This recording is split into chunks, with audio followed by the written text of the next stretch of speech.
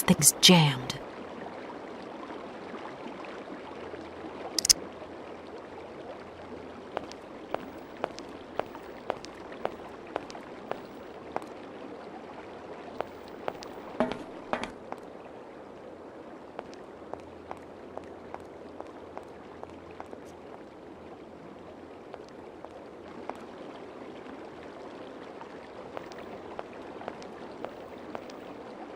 Hello. Hey, baby, you party? You sure looking mighty fine. Love those big, round eyes. Just who do you think you are? Hey, spunky. I like that in a lady. Okay, I'm hooked. Come on, Zol. I'll let you buy me that coffee. I don't remember ever asking. Hey, don't play hard to get. I know you like it big time. Listen, kid.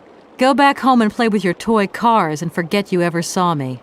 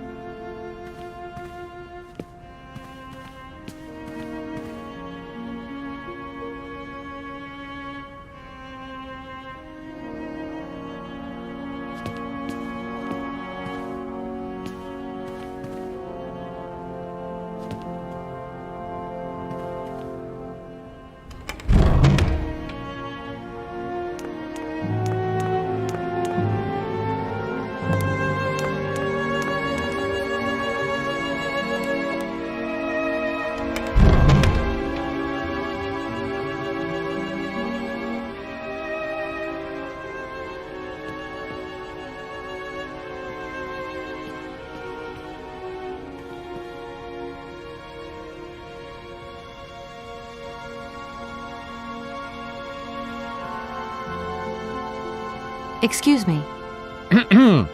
Can I disturb you a second? No, You could be a little bit nicer about it. keep quiet. In case you haven't noticed, we're somewhere that requires silence and tranquility.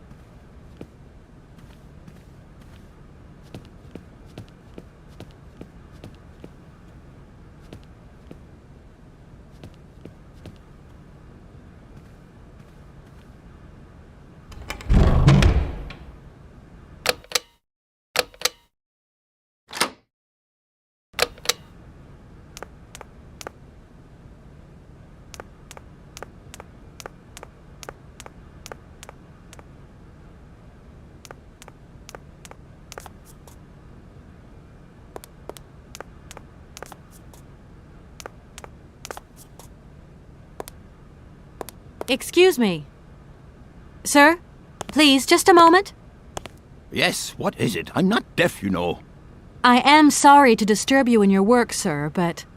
This young Mammothus primigenius is barely 40,000 years old. Fantastic, wouldn't you say, miss?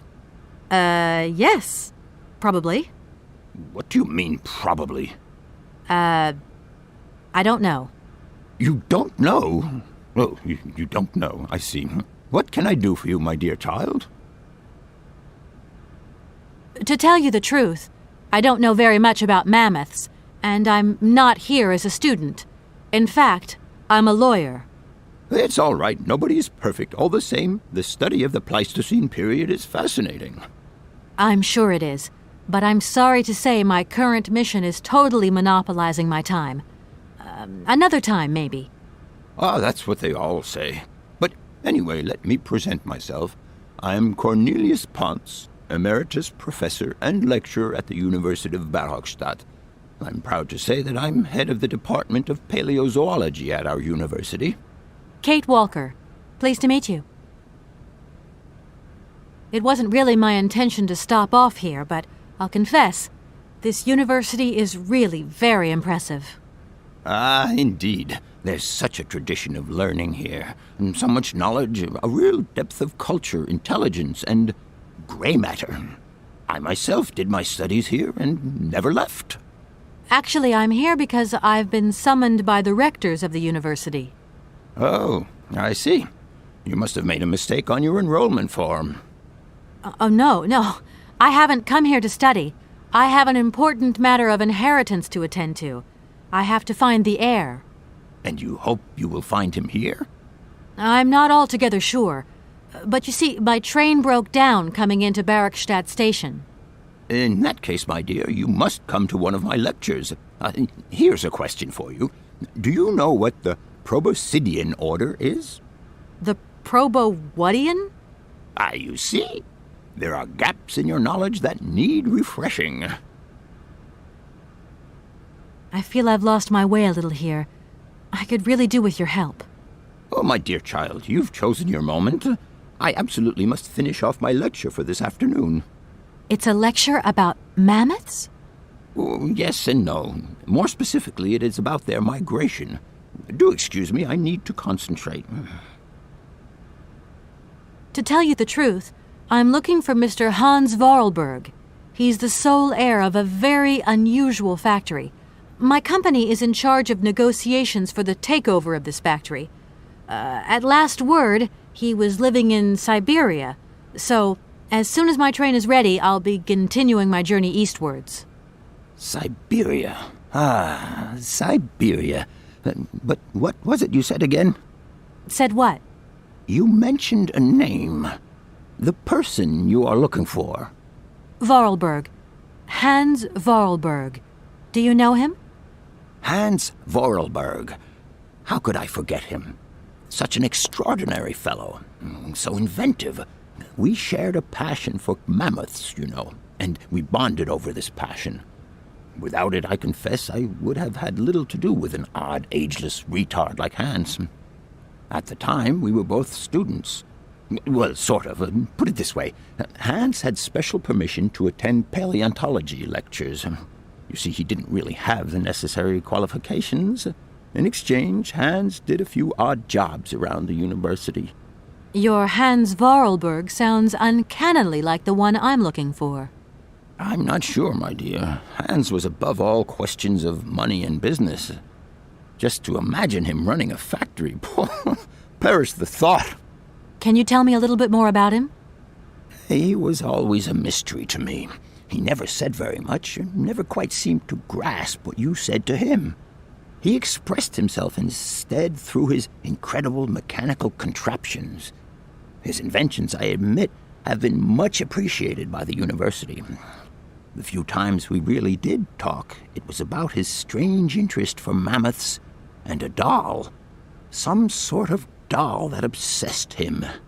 A doll, you say? Yes. He kept talking about it. One day he described it to me. A sort of children's toy.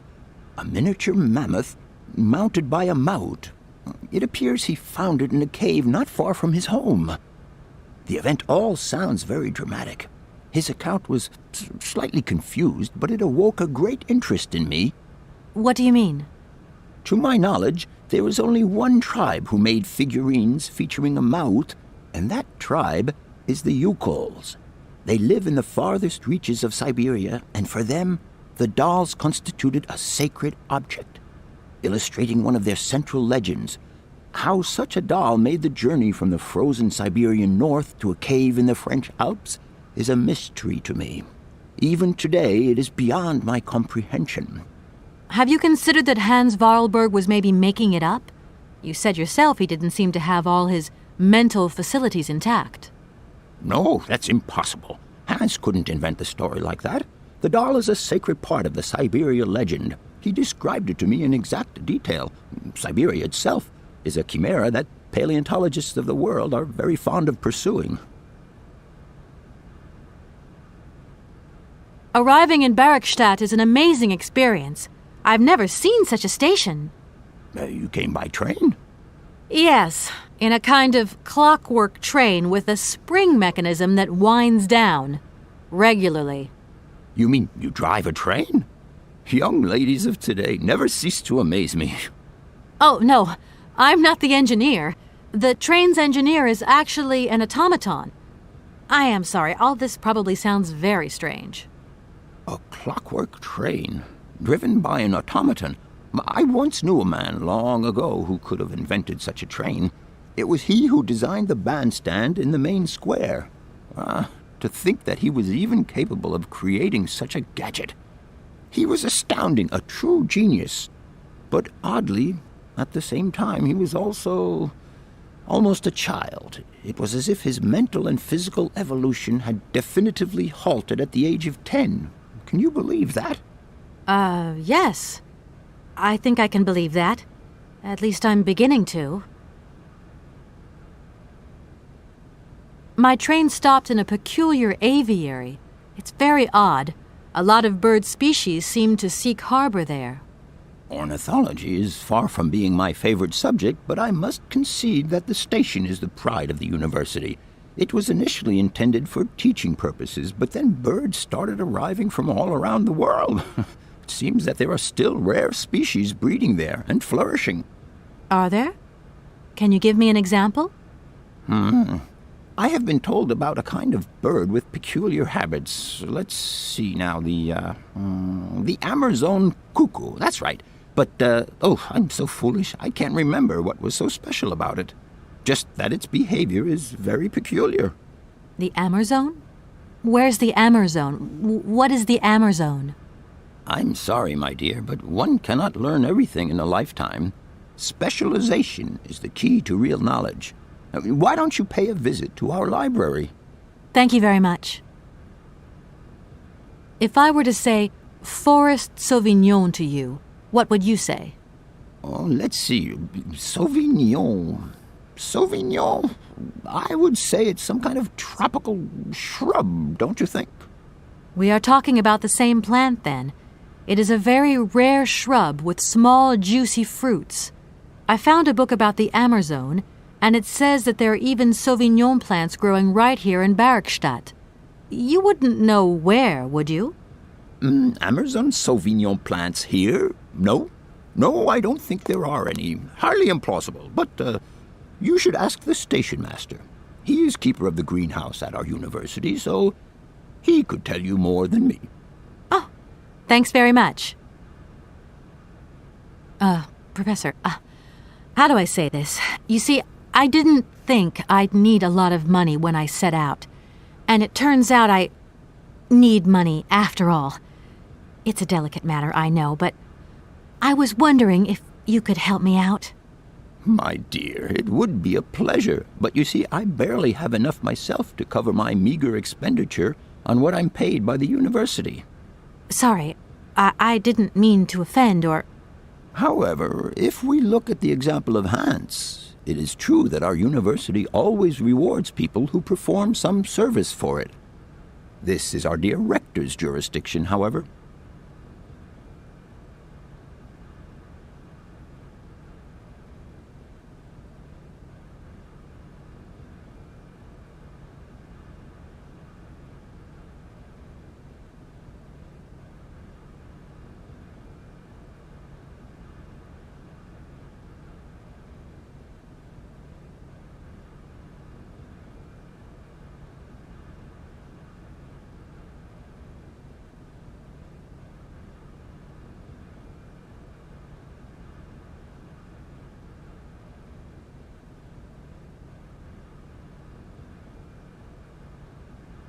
I'll leave you in peace. I hope I haven't disturbed you too much. Sorry? No, not at all, my dear child.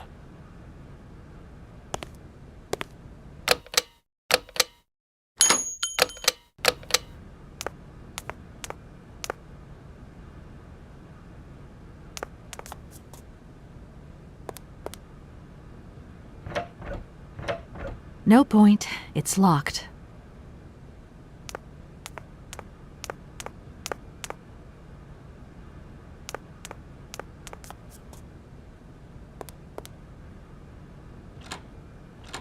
No point. It's locked.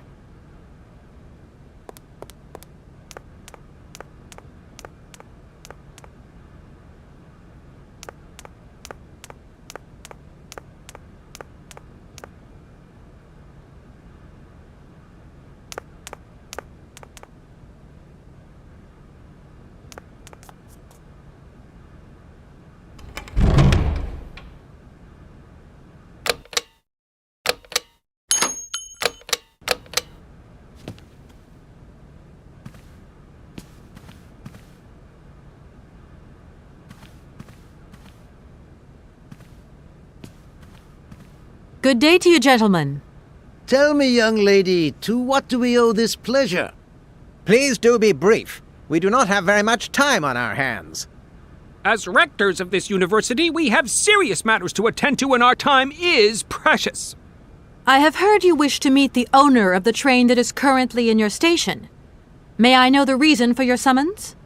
We are surprised that your train has not yet left, miss. The situation is most regrettable. The rules do clearly state that trains are meant to come and go and not remain stationary at a platform. Trains should first stop, then subsequently leave. That is the rule. We agree then, dear colleagues, that what we're dealing with is deviant behavior. This matter really is cause for concern. It's a clockwork train, you see? So it needs winding up again. Unfortunately, there is no equipment in the station to do this. A clockwork train? That's strange. How very quaint. You mean it's some sort of mechanical toy? You are causing a hindrance to us, miss. I am very hopeful that I will find what I need along the wall. The wall? Miss, that really is not a suitable place for you to go. Especially for a young lady. You see, miss, we freely admit that every day we praise the existence of that particular edifice. We owe the integrity of our dear university and the fine education it provides to the wall. It protects us from harm and invasion from the unknown. May God protect us from what is beyond those ramparts, miss. Please believe me. I don't have any choice. I must continue my journey. Such a decision is a correct one since it's in line with regulations. Thus, your train will indeed be able to leave. And consequently cease to obstruct our station. Here we are, busy chatting, and look at the clock. It's tea time. Already? My word, doesn't time fly by? Thank you for a charming visit, miss. And thank you, gentlemen.